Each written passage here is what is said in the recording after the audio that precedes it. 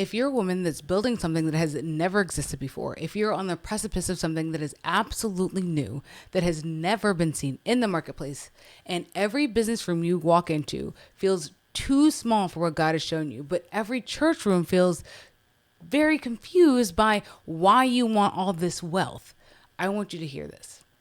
You are probably a marketplace apostle, and I'll tell you more coming up next. Hey girl, hey, welcome to today's episode of the podcast. So if you are a marketplace apostle, that means that you are assigned to the marketplace in business. And I know one thing about you. You are refusing to sell your soul for money. You're not going to just do anything to get money. You're doing exactly what God has asked you to do. But you also are not going to pretend that wealth isn't part of the assignment. It is. It's just not your driving factor. And you know God, the God who created you and created you for business to be put in the marketplace. And the Bible actually gives us a blueprint for this. And I have found out what that blueprint is, and I want to share it with you. The blueprint for merging business and marketplace is found in Joshua. So Joshua was told to take land he had never had before.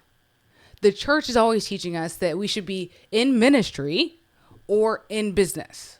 If you're in business, we don't really want to talk to you. But if you're in ministry, come over here, but we want you to be broke. We're not doing that. The world teaches the business, you should be hustling for it. Keep going. You're not doing enough. That's why you're not making enough money. But I beg you to read the Bible. And in the Bible, God, that was not his original plan for us. That happened after the fall. And because of the new covenant, we don't have to operate in that. We will not compromise. We will not grind. We will do what God says, and we will make money. So if you are a marketplace apostle, that means you are somewhere in the middle. You refuse to build like the world does, but you also refuse to bury what God gave you and told you what was going to happen. As a marketplace apostle, you expand territory, not just influence. You are doing something that has never been done before. And just like Joshua, you are going to get a mantle. God is going to place it on you. And then he's going to say, go take the territory.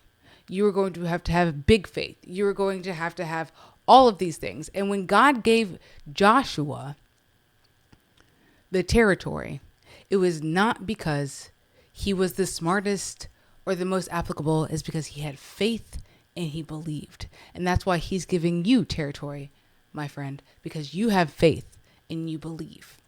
Marketplace apostles feel out of place sometimes because you are called to make things that have never been built before. So that includes systems, that includes the way you think, that includes frameworks that have never been built before.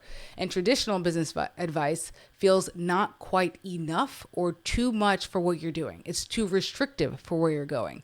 And so you need something that's going to show you a framework, but not restrict you to a step-by-step model. That's where the Joshua territory framework comes in. This is the exact framework that Joshua used to take the territory that God told him was assigned to the Israelites. Okay, so in this territory, which I'm going to teach in my weekly webinar, which you could sign up for at JeanettePeterson.com/territory. It's weekly and it's free, and I will go into depth there. But I just want to give you the rundown of exactly what the Joshua territory framework is. And that is 1.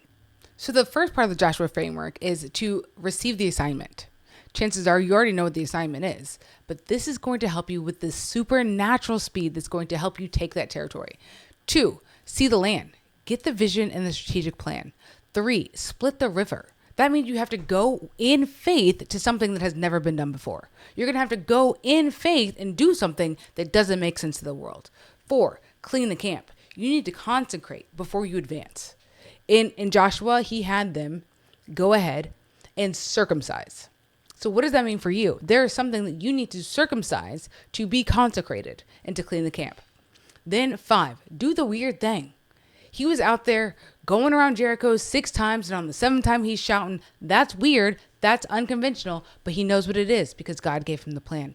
6, find the Achan. Sometimes there are people in your camp that have sin, or people around you that have sin that are affecting your things. 7, hold the javelin.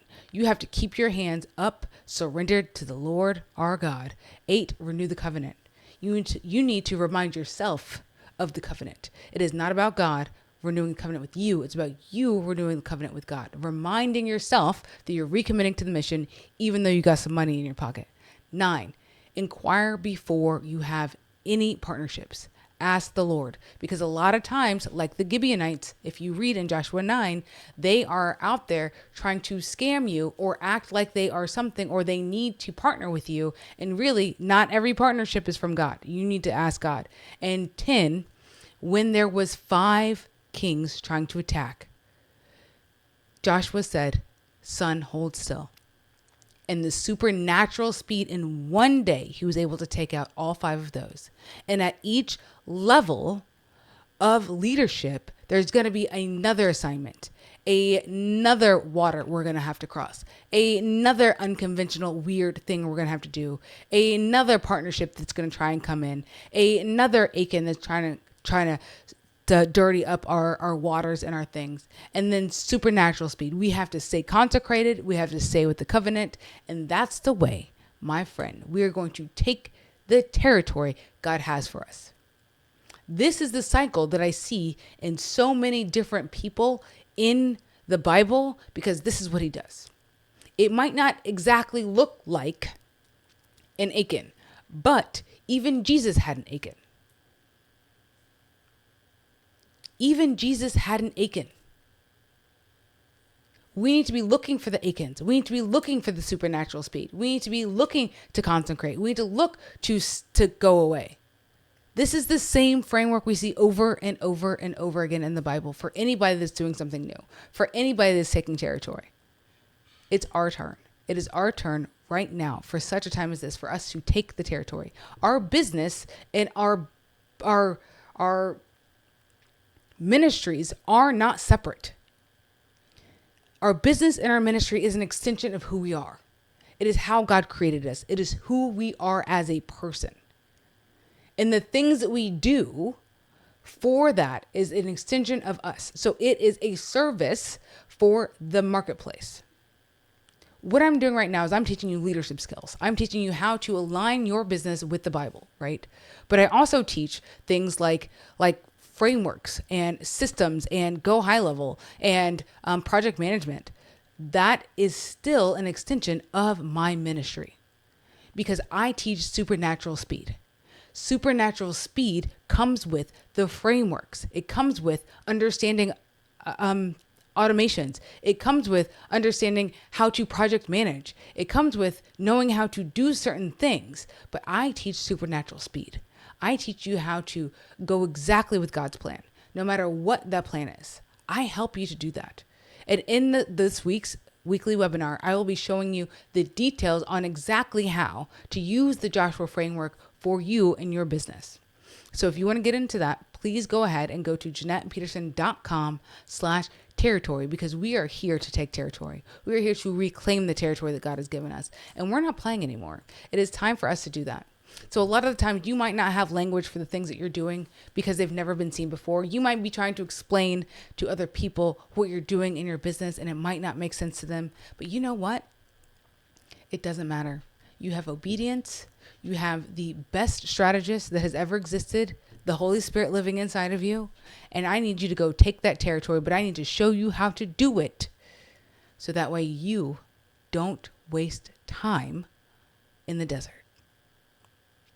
So I will see you guys all next week, and we'll be talking more about Joshua and the Joshua Territory Framework.